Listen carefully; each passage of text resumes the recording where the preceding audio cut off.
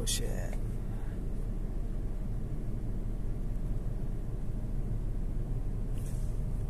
Ito yung sundo ko papuntang airport mga guys. Land Cruiser. Ang sasakyan na sinasakyan ko ngayon is Land Cruiser.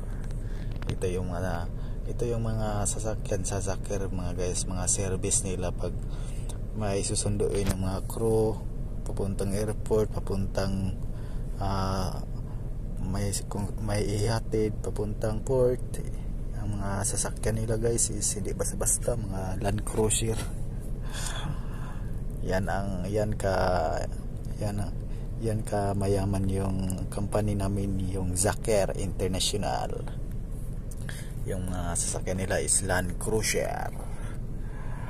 Hindi ka makakita ng sasakyan dito guys na Innova.